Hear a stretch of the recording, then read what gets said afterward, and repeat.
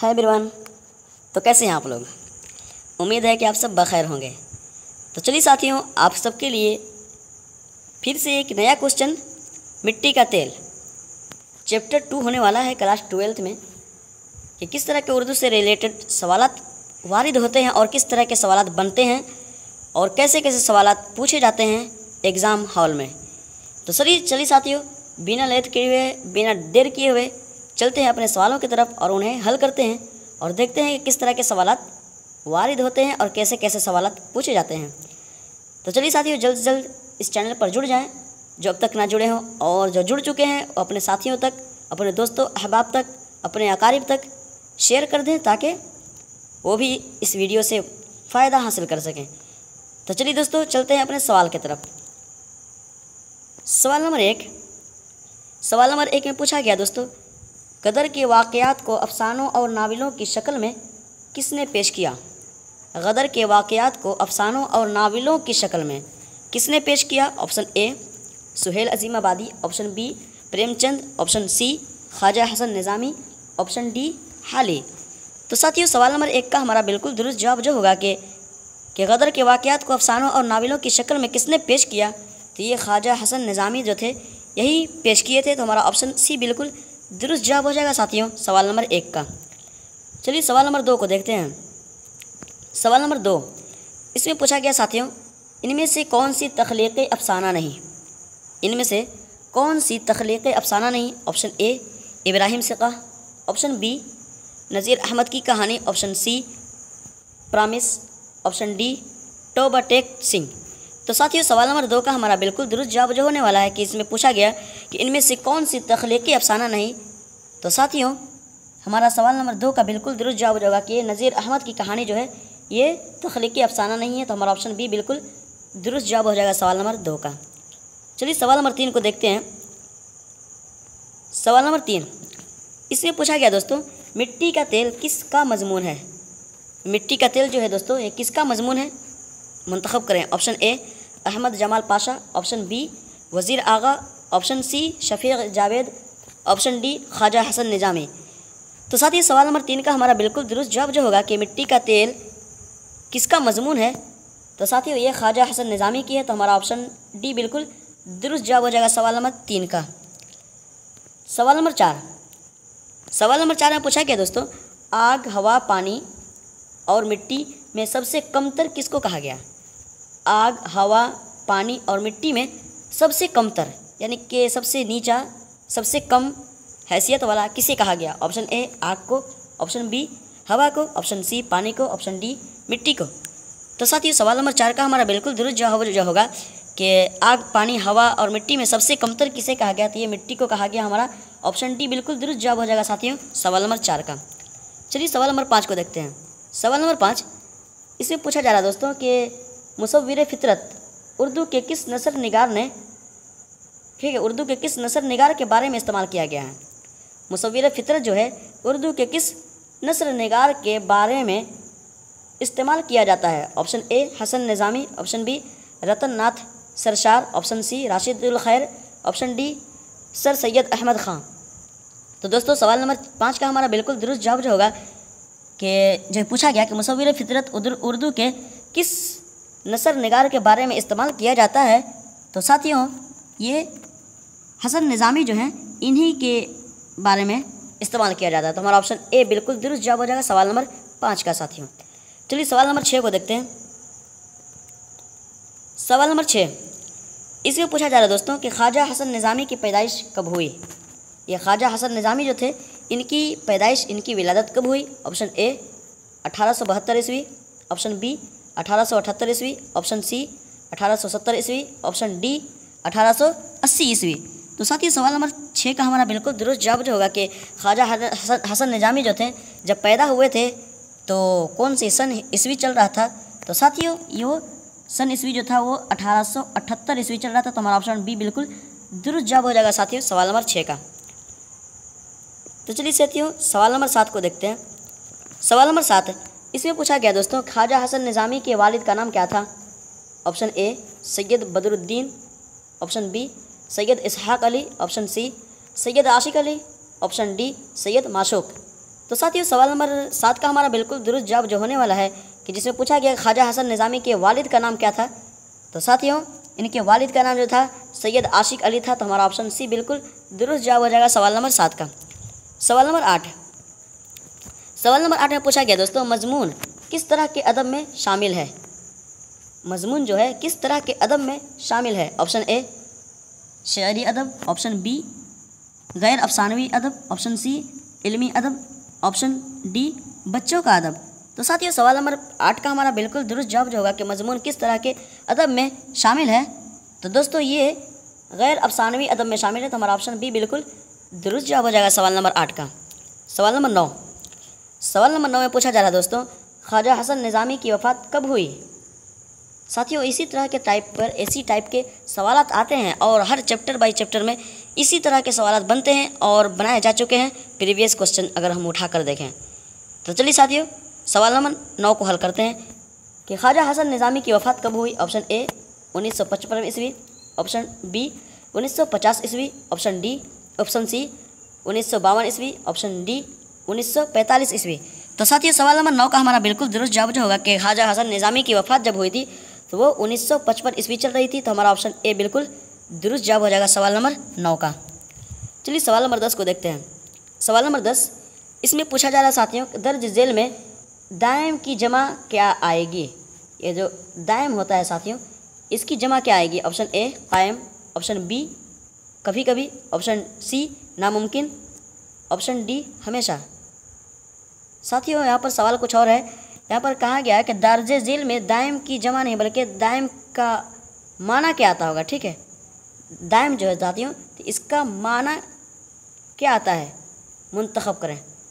तो साथियों सवाल नंबर 10 का जो होगा कि दर्ज झेल में दायम का माना क्या आएगा। तो साथियों इसका दायम का जो माना जो होता है वो हमेशगी क्या आता है। ठीक है, दायम मतलब हमेशा, हमेशगी के लिए, हमेशा के लिए। तो हमारा ऑप्शन डी बिल्कुल दुरुस्त जवाब हो जाएगा सवाल नंबर 10 का।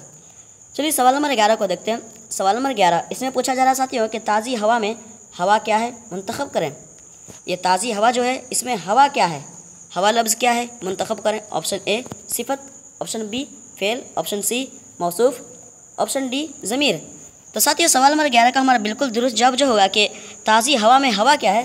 तो हवा दोस्त साथियों इसकी तारीफ़ की जा रही है, इसकी सिफत बयान की जा रही है। तो किसकी सिफत बयान की जा रही है, या हवा की। हवा तो हवा हो जाएगा क्या मौसूफ़, हवा मौसूफ़ हो जाएगा और सिफत जो है ये ताज़ी हो जाएगी। ठीक है, सिफत हो जाएगी ताज़ी, यानी कि सिफत यानी कि उसकी खूबियाँ, उसकी बड़ाई, उसकी अच्छाइयाँ जो होती हैं उसे सिफत कहते हैं। अगर हम किसी को कहें कि खालिद अच्छा लड़का है या खालिद पढ़ने में ज़हीन लड़का है तो ज़हीन जो है साथियों वो इसकी खूबी है, उसकी सिफत है, उसकी बड़ाई है, अच्छाई है कि वो पढ़ने में ज़हीन है। और खालिद जो है जिसकी तारीफ़ की जाए मौसूफ़ है क्योंकि उसी की तारीफ़ की जा रही है। चलिए साथियों सवाल नंबर 12 को देखते हैं। सवाल नंबर 12 इसमें पूछा जा रहा है दोस्तों कि जो किसी ख़ास मौजू पर कलम बंद की जाए उसे क्या कहते हैं। जो किसी ख़ास मौजू पर कलम बंद की जाए, लिखा जाए, उसे क्या कहते हैं। ऑप्शन ए तनक़ीद, ऑप्शन बी अफसाना, ऑप्शन सी मजमून, ऑप्शन डी खाका। तो दोस्तों सवाल नंबर 12 का हमारा बिल्कुल दुरुस्त जवाब जो होगा कि जो किसी ख़ास मजमून पर कलमबंद की जाए उसे क्या कहते हैं। तो दोस्तों उसे हम मजमून ही कहते हैं। तो साथियों ऑप्शन सी हमारा बिल्कुल दुरुस्त जवाब हो जाएगा सवाल नंबर 12 का। चलिए साथियों सवाल नंबर 13 को देखते हैं। सवाल नंबर 13 इसमें पूछा जा रहा है दोस्तों मीर एक गज़ल गो शायर है, इसमें लाहिका क्या है। मीर एक गज़ल गो शायर है, इसमें लाहिका जो है क्या है। ऑप्शन ए गज़ल, ऑप्शन बी गो, ऑप्शन सी शायर, ऑप्शन डी मीर। तो साथियों सवाल नंबर 13 में जो पूछा गया कि मीर एक गज़ल गो शायर है, इसमें लाहिका क्या है। तो साथियों लाहिका जो होगा वो गो है। ठीक है, तो हमारा ऑप्शन बी बिल्कुल दुरुस्त जवाब हो जाएगा सवाल नंबर 13 का। तो चलिए साथियों उन हजरात से रिक्वेस्ट है, उन नाज़रीन से जो अब तक के सब्सक्राइब ना किए हैं सब्सक्राइब कर रहे हैं और बेल आइकन प्रेस कर दें ताकि नोटिफिकेशन पहुंचता रहे, और ज़्यादा से ज़्यादा हो सके तो शेयर कर दें दूसरे लोगों तक ताकि वो भी इस वीडियो से, इस चैप्टर से मुस्तफ़ीज़ हो सकें और आप भी सवाब जारिया कमा सकें, और अच्छा सा कमेंट कर दें। चलिए साथियों सवाल नंबर 14 को देखते हैं। सवाल नंबर 14 इसमें पूछा जा रहा है दोस्तों हज़रत इसहाक़ किसके खादिम थे। ये हज़रत इसहाक़ थे, ये किसके खादिम थे। Option A Baba Fariduddin, option B Baba Shafiq के, ऑप्शन सी बाबा निज़ामुद्दीन के, ऑप्शन डी बाबा नूरुद्दीन के। तो साथियों सवाल नंबर 14 का हमारा बिल्कुल दुरुस्त जवाब जो होगा कि हज़रत इसहाक जो थे वो बाबा फरीदुद्दीन के खादिम थे। तो हमारा ऑप्शन ए बिल्कुल दुरुस्त जवाब हो जाएगा सवाल नंबर 14 का। सवाल नंबर 15 इसमें पूछा गया दोस्तों कि हसन निज़ामी को उनके मामू किस नाम से पुकारते थे। ठीक है, ख्वाजा हसन निज़ामी को उनके मामू जो थे वो किस नाम से पुकारते थे। ऑप्शन ए निज़ामी कहकर, ऑप्शन बी हसन निज़ामी कहकर, ऑप्शन सी ख्वाजा कहकर, ऑप्शन डी अली हसन कहकर। तो साथियों सवाल नंबर 15 का हमारा बिल्कुल दुरुस्त जवाब जो होगा कि ख्वाजा हसन निज़ामी के जो मामू थे तो ख्वाजा हसन साहब को अली हसन कह के पुकारते थे। तो हमारा ऑप्शन डी बिल्कुल दुरुस्त जवाब हो जाएगा सवाल नंबर 15 का। चलिए दोस्तों सवाल नंबर 16 को देखते हैं। सवाल नंबर 16 इसमें पूछा जा रहा है दोस्तों कि ख्वाजा हसन निज़ामी के बड़े भाई का नाम क्या था। या ख्वाजा हसन निज़ामी जो हैं इनके बड़े भाई का नाम क्या था, मुंतखब करें। Option A Syed Mumtaz Ali, option B Syed Ataul Haq, option C Syed Hasan Ali Shah, option D Syed Ashraf Ali.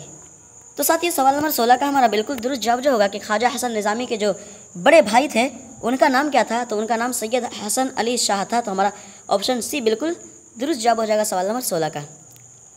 तो चलिए साथियों सवाल नंबर 17 को देखते हैं। सवाल नंबर 17 इसमें पूछा गया ख्वाजा हसन निज़ामी की शादी किससे हुई।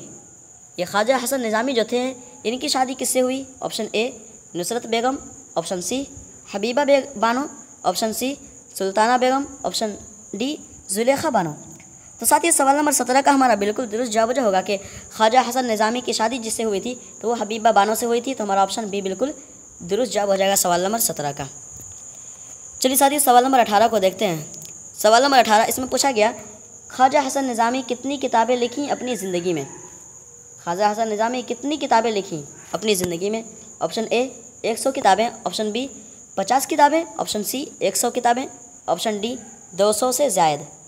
तो दोस्तों सवाल नंबर 18 का हमारा बिल्कुल दुरुस्त जवाब जो होगा और उन हजरात को भी अच्छे से पता होगा जो हजरात 12th की किताब जो है कहकशां जो है जो शामिल निसाब है, तो दोस्तों उसका जो मुताला किए होंगे उन्हें पता होगा कि ख्वाजा हसन निज़ामी जो हैं वो कितनी किताबें लिखी थी अपनी ज़िंदगी में। तो साथियों सवाल नंबर 18 का हमारा बिल्कुल दुरुस्त जवाब जो होने वाला है कि वो कितनी किताबें लिखी थी। तो वो 200 से ज़्यादा किताबें लिखे थे। तो हमारा ऑप्शन डी बिल्कुल दुरुस्त जवाब हो जाएगा सवाल नंबर 18 का। सवाल नंबर 19 में पूछा गया दोस्तों पानी पानी होना मुहावरे का क्या माना है। ये पानी पानी होना जो है ये मुहावरा है, इसका क्या माना आते हैं। ऑप्शन ए शर्मिंदा होना, ऑप्शन बी बारिश होना, ऑप्शन सी प्यासा होना, ऑप्शन डी नदी में नहाना। तो साथियों सवाल नंबर 19 का हमारा बिल्कुल दुरुस्त जवाब जो होगा कि पानी पानी होना इस मुहावरे का क्या अर्थ है, इसका क्या माना है। तो साथियों पानी पानी होने का मतलब शर्मिंदा होना। ठीक है, कहते हैं ना कि वो पानी पानी हो गया, हम उससे कुछ सवाल करने लगे थे तो वो पानी पानी हो गया। तो साथियों शर्मिंदा होना होता है। तो हमारा ऑप्शन ए बिल्कुल दुरुस्त जवाब हो जाएगा सवाल नंबर 19 का। चलिए सवाल नंबर आखिरी को देखते हैं। सवाल नंबर 20 इसमें पूछा गया साथियों सौगात के क्या माना आते हैं। सौगात जो है इसके क्या माना होंगे, मुंतखब करें। ऑप्शन ए मेहनत, ऑप्शन बी मोहब्बत, ऑप्शन सी उस्ताद, ऑप्शन डी तोहफ़ा।